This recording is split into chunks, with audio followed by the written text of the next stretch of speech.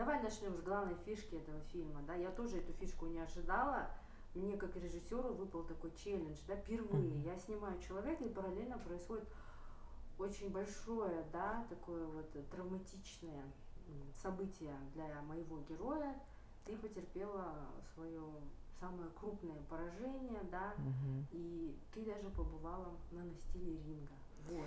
Было мне Да. тяжело, я тоже не знала, что делать. То есть я же не прибегу просто так, схвачу камеру. Давай будем продолжать съемки.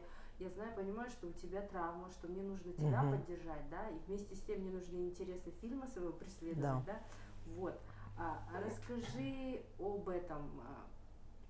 Ты что думала на тот? Ты вообще ни о чем не думала. Потом приходит Асема и говорит, давай продолжать съемки. Как это было? Нет, помнишь, я помню этот момент. Я очень ответственный человек, ты знаешь об этом. И я просто помню, когда мы начали снимать этот фильм, ну, произошло поражение. Это, ты видела меня, мое состояние, это был тяжелый момент в моей жизни, потому что, да, я проиграла, но как я проиграла? Это же был нокаут, это же было не просто, да, проигрыш по очкам. То есть на тот момент мне писали: ты лузер, фу, не позорь флаг своей страны. Ну вот такие, да, неприятные комментарии. И мне и так было на тот момент очень-очень плохо. Да, это произошло, это поражение, и я не стесняюсь вообще о нем говорить, это нормально. Сегодня я, например, допустим, да, себя чувствую хорошо, но завтра я же не знаю, что может произойти в моей жизни. И никто от этого не застрахован. Никто не знает, что может произойти завтра. На самом деле, после этого поражения я сильно изменилась. Я начала копаться в самой себе, я начала себе задавать вопросы, а что я делаю не так, а почему так произошло. Пошла даже то же самое на тот бой, на который я не была готова. И во мне всегда вот это вот играет наша казахская кровь, да, у нас наши предки были воинами, у нас нету страха, у нас нету какой-то боязни, мы только идем вперед, и я тоже как бы, возможно, где-то, да, в подсознании, возможно, я думала, что я не доросла еще до этого боя, но было как бы в моем понятии, я не могла просто отказаться, сказать, да нет, там, показать свою какую-то трусость, либо какой-то отказ, да. Я решила, да, подраться. Я, да, проиграла. Но после этого поражения, я говорю, многое в моей жизни изменилось. У меня поменялся тренер. Я начала копаться в себе, я начала не только меняться физически, не только менять какую-то свою школу спортивную, бокса, да, я начала менять у себя в голове какие-то моменты, я начала анализировать, я начала увлекаться психологией. Это поражение заставило меня поменяться. Но на тот момент, если вот обратно вернуться к тому моменту, какая я была, естественно, я была не готова к тому бою. Не хочу никого обвинять, да, но я считаю, что команда – это та команда, я могу назвать вот реально командой только тех людей, которые оберегают своего спортсмена. Если они знают, что он еще зеленый, да, что он еще не готов к этому бою, не надо его толкать. То есть надо еще, значит, обтачивать его, работать с этим боксером, чтобы он был готов к тому бою. Так, Родни, давай людям скажем, это твой промоутер, уже бывший. И на тот момент, когда случился этот бой, ты еще с ним работала, и это он выбрал тебе эту соперницу. Ну, конечно, Ронни, да, мой промоутер, с которым я, когда только сюда приехала, я с ним познакомилась через подругу. Вот, я, пообщавшись с ним, мы пожали друг другу руки и сказали: окей, давайте поработать. Но, опять же, говорю, я сюда приехала в чужую страну, не зная языка, да. Мне было тяжело, но он просто оказался, вот бывает такое, что оказался в нужный час, в нужном месте. Вот, он оказался в тот момент вот, со мною, да. Я доверяла этому человеку, я верила этому человеку, и да, мы провели с ним бои, да, он мне помогал, я благодарна ему за это, но я считаю, что, да, на тот момент не нужно было ему как бы ставить меня вот к этому, на этот бой выставлять, да, потому что произошла травма руки, я выбыла там на 2, кажется, недели, врач запретил вообще, то есть заниматься, ну, как бы заходить в зал. Единственное, я там что-то делала, не знаю, бегала, ну, вот какие-то вот такие тренировки, то есть нельзя было задействовать руку. Как вообще сама идет подготовка, тем более к такому сопернику серьезному, да, а я тут выбываю из тренировок, у меня тут с рукой мои проблемы. И потом, хорошо, да, мы поехали на бой, я проиграла вот так, очень тяжело для меня. И я потом сказала, да, опять же, тогда я еще работала с Ронни, я говорю, я тебе говорила, что я не расту. Была сцена такая, я ее так сильно помню, еще до боя с Барриос. Мы отвели тренировку, я тогда тренировалась у Джорджа. Я просто потом, ну, так как я эмоциональный, да, человек, опять же, я не умею скрывать эти свои чувства. И я помню, что я просто бросила перчатки в конце тренировки, и я заплакала. Заплакала от того, что просто я поняла, что я не расту, что я не развиваюсь. Я думаю, боже, что происходит, почему нету никакого прогресса. И тогда еще Ронни был рядом и Джордж. Это было просто уже конец рабочего дня, это было 10 вечера было, поэтому никого уже в зале не было, мы были вот втроем. И они у меня спрашивают, типа, что происходит? Я говорю, а я плачу, я сижу и плачу. Я говорю, вы что, не видите? Я не прогрессирую, я не расту. И они говорят, в смысле? Типа, да тебе кажется? Я говорю, я, зная себя, я с 13 лет в спорте, я многое знаю в спорте. Понимаешь, больше моей полжизни я занимаюсь, я отдаю себя спорту. Я знаю себя, я знаю, когда что-то идет не так, я знаю свои мышцы. Джордж дал то, что он мог мне дать. Я ему благодарна, все равно это мой первый тренер, да, в Америке. Поэтому он меня до какого-то уровня довел, и мой какой-то прогресс, он приостановился. И мы тогда, да, приняли решение, что нужно менять тренера. И вот тогда мы уже взяли Дэнни как тренера. После поражения ты ушла от Джорджа Диас к Дэниелу Санчес. Да. Хотя я его уже до боя видела, потому что меня привозили к нему в зал на спарринги. Была последняя неделя моих, вот эта вот неделя до боя, и неделя, 7 дней, это были спарринги, одни просто спарринги. Хотя знают многие, наверное, кто разбирается вообще в боксе, что до боя, последняя неделя, спортсмен должен восстанавливаться, боксер, он не должен проводить спарринги. А у меня вот каждый день эти спарринги 7 дней подряд, и даже воскресенье. И я помню, Дэнни тоже сказал, Ронни тогда, типа, хорош, ей не нужно уже спарринги. И вообще она не готова к бою, может быть, типа, перенесете бой. Ронни сказала, да не, она готова, все нормально. Кстати, там есть тоже в фильме сцены, да. И вот, и тогда я помню, говорю, да меня уже тошнит уже, я уже психую, я нервничаю, я устала морально, я устала физически. Я гоняю вес, у меня вот это такое состояние. Я говорю, да меня уже тошнит от спаррингов, я не хочу спарринги, пожалуйста, дайте мне просто отдохнуть. Меня просто никто не слышит. Ну,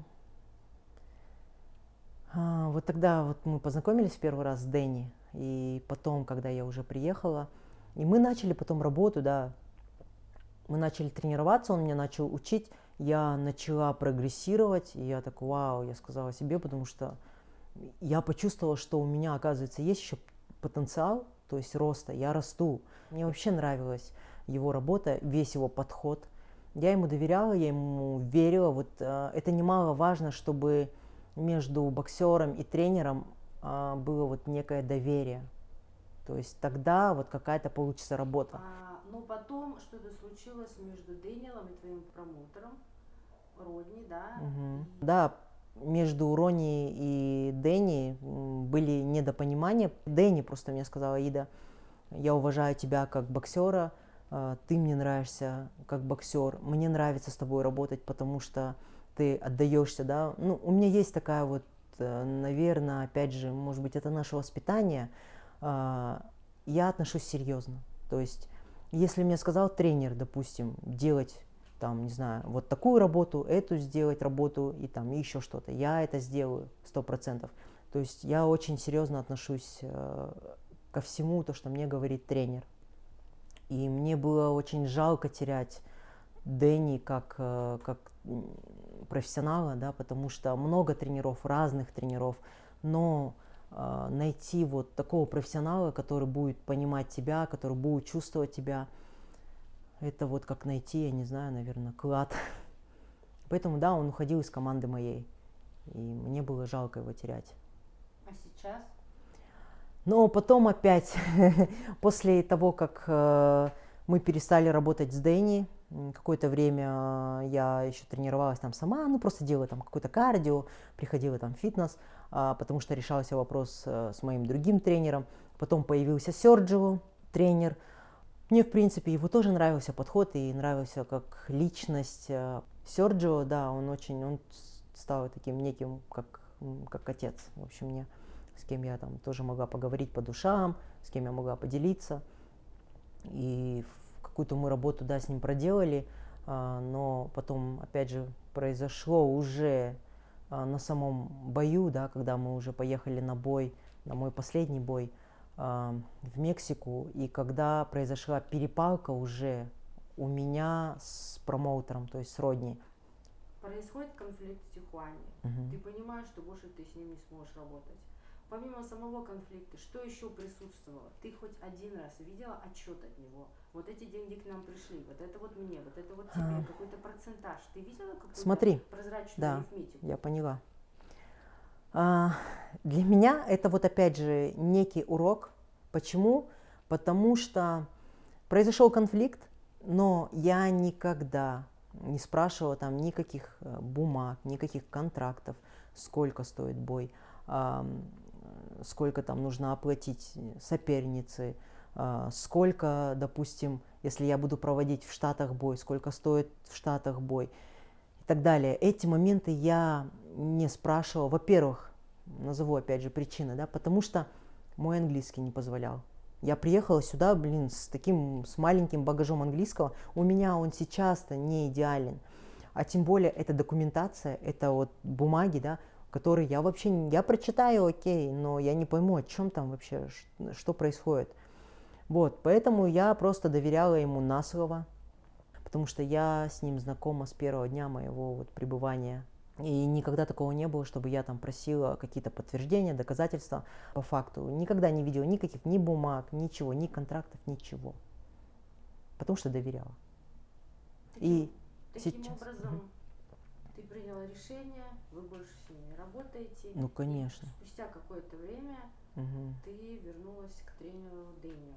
Как он тебя принял? После того, как он ушел из команды, я ему написала как-то сообщение, возможно, через, не знаю, через какое-то время. Я ему просто написала сообщение со словами благодарности. Я ему написала: спасибо, Дэнни, большое за нашу работу. Я ценю этот момент. Я благодарна тебе за то, что ты научил меня тем вещам, которыми я раньше не владела. Он на самом деле, если посмотреть даже бои, которые я провела с ним, это был просто другая Аида была. И там был реальный рост. И я сказала: мне очень жаль тебя терять как профессионала, и просто хочу сказать тебе огромное спасибо. Но у меня же контракт с Родни, и на тот момент как я могла уйти, допустим, да, от промоутера и выбрать вот эту вот позицию тренера Дэнни.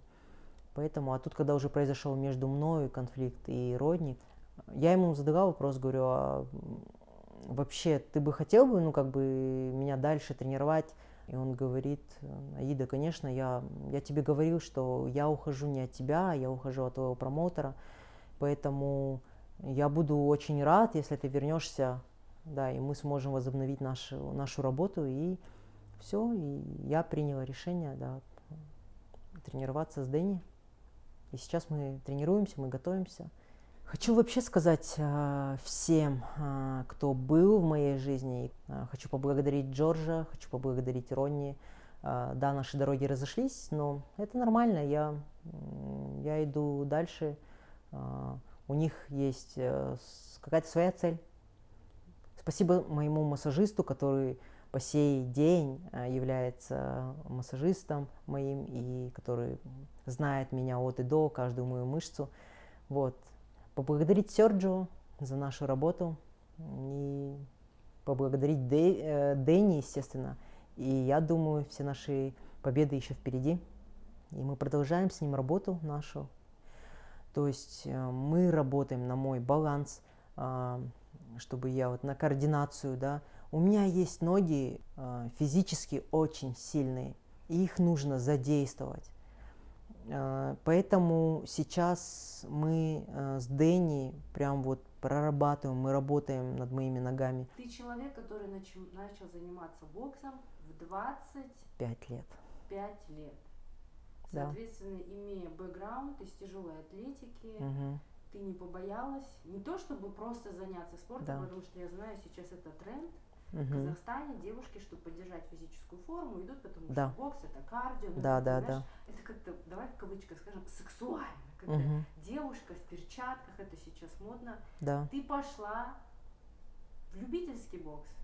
Стала бронзовым призером чемпионата Казахстана. А затем ты пошла в профессиональный бокс. Начав заниматься, зайдя первый раз в зал в 25 лет. Да, в 25 лет пришла я вообще чисто случайно, меня позвала подруга, да, на бокс, на секцию бокса. Я, ну окей, пойду. И я когда пришла, я так влюбилась в этот спорт. Вот просто не объяснить все те чувства. И, кстати, в фильме в нашем есть самая моя первая тренировка, когда я там бью, только бью по лапам, да, мне тренер. И то он просто решил, говорит, давай я посмотрю, как вообще ударь вот так, ударь так. И я попробовала. Я ему же не говорила, там, я вот с тяжелой атлетики и все такое. И он сказал, у тебя такая физика, в общем, ты физически сильная. Ну, и я решила, да, дальше пойти. Я стала бронзовым призером чемпионата Казахстана в 2016 году. Потом я решила, ну, просто так как я понимала все прекрасно, я поздно пришла в бокс, и сейчас это понимаю, что на меня не ставили тренера, потому что, ну, очень поздно пришла, да, реально. Люди занимаются там 10 лет, 15 лет, чтобы поехать на Олимпиаду, а тут я пришла такая, вот, возьмите меня, я там, да, хочу стать олимпийской там какой-нибудь чемпионкой. Естественно, я это тоже спокойно к этому отношусь сейчас, потому что я понимаю, да, что на тот момент, ну, ставить на меня это вообще, это было, ну, просто безумием каким-то. И на меня не ставили ставки, я решила потом, ну, хорошо, я вот попробую уехать в Америку. У нас, наверное, у всех есть такое, что покорить там американскую мечту. Мы там насмотревшись всяких фильмов, да, и я решила, я думаю, ну я ничего не теряю, окей, получится, нет, так нет. Я приехала в Штаты и начала уже здесь по профессионалам выступать. Я выиграла здесь, кстати, 2 любительских турнира, вот, и после этого уже дебютировала по профессионалам. Хочу сказать, что в этом фильме нет вот ни грамма лжи с моей стороны. Все то, что там есть, оно было. На многие моменты я уже так не смотрю, я изменилась, потому что выросла как личность, как боксер, нету никаких обид. Ну, было это в моей жизни, да, где-то на меня не ставили, я их сейчас же тоже понимаю, да, ставку, ну, тренера, потому что, ну, возрастной спортсмен приходит, я их понимаю сейчас, на тот момент я их, возможно, не понимала, у меня была какая-то обида. Я благодарна этой ситуации, то, что происходило в Казахстане, потому что ты либо смиришься, да, примешь это все, повесишь там, не знаю, свои перчатки на гвоздь и забудешь о своей мечте. Либо ты начнешь делать что-то, чтобы, окей, закрыли одну дверь, закрыли вторую дверь, надо искать какие-то другие двери, которые ты сможешь открыть и пройти. Сейчас я здесь. И сейчас я являюсь чемпионкой, и сейчас я являюсь первой казашкой по профессионалам. Это немаловажно, такой некий первопроходец. Я люблю свою страну, я люблю свой народ, я люблю все наши традиции. И, наверное, это ощутимо, вот даже просматривая мою там страничку в Инстаграм. Потому что я люблю, я горда, что я казашка, я горда, что я из Казахстана. И мне хочется продвигать нашу страну, мне хочется поднимать флаг нашей страны, придумывать различные проекты, где будут задействованы Америка и Казахстан, и мы сможем обмениваться. Вот я смогу дать от себя все те знания, которые у меня сейчас имеются и которые будут. И я не стою на месте, я учусь, проделываю большую работу над собою. Я буду стараться делать хотя бы какую-то часть от себя, и я буду знать, что я живу не зря. Опять же, также хочу повториться, я открыта для всех. Я вся та же самая Аида, леди Спарта, которая с самого первого дня с вами честна и искренне. И буду продолжать оставаться той же самой Аидой. Люблю, целую, уважаю. Спасибо вам, ребята, за ваши отзывы, за то, что вы мне пишете постоянно. С уважением, ваша леди Спарта.